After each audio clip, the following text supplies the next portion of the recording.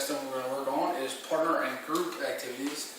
Since I'm alone, I will do the best I can to try to demonstrate and introduce the activities. First thing is a partner hop, which is you grab your partner's ankle, they grab yours, and you grab their hand, the opposite, and you hop around together, like so.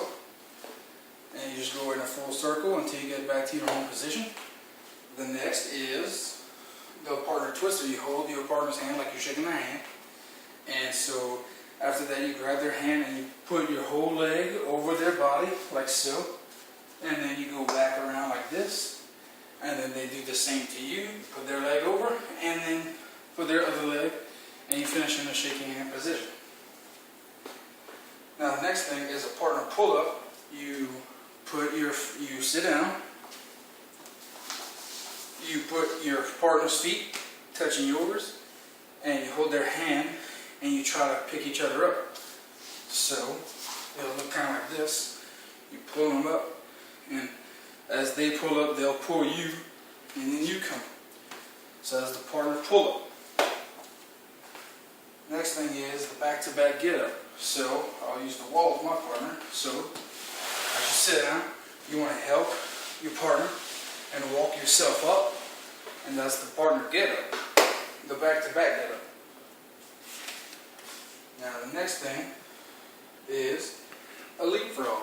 So you have your partner in front of you, you walk, put your hands on their shoulders, and then you hop over them. And then you get down in front, and then they do the same and hop over you. And that's the leapfrog. Next thing is the wheelbarrow. So your partner gets in a push-up position, and then you give them your feet, and they hold them, and while you walk on your hands, they will hold your legs and walk with you. So you're walking while they're walking with you, and that's the wheelbarrow. Now the next thing is wheelbarrow lifting, which is very similar, but instead your partner that's laying on the ground tries to lift themselves up, like taking hands off and things like that. Let's see.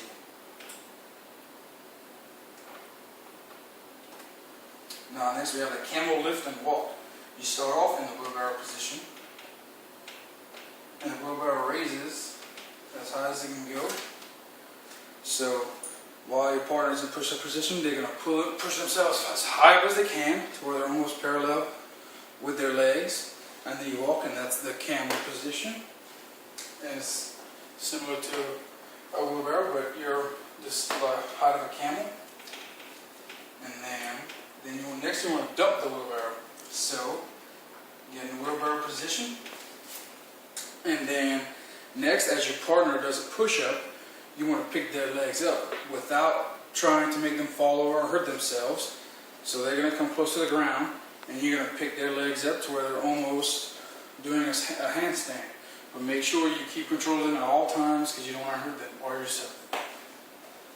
And next, we have the centipede, which can be 2, 3, 4, or 5 people, which the last person is on all fours like this, and then the next person, and every person after that, has their legs on top of the person behind them, and in a push-up position.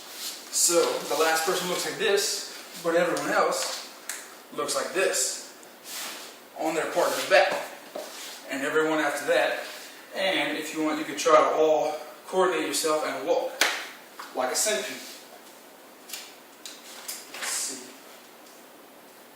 And next are some partner support stunts. So you can do a double wheelbarrow, which is you're in the wheelbarrow position, you're holding your partner's legs, and then similar to the centipede, the other partner is in front, all the way in the front, and they put their legs on top of the wheelbarrow. So if you're holding them, and then in front of the wheelbarrow is another person with their legs on top. So it's a double wheelbarrow, and you all try to walk at the same time, similar to the wheelbarrow and the centipede. Next is a double bear. So a bear is similar to cheerleading. You get on all fours, and someone gets on top of you on all fours as well.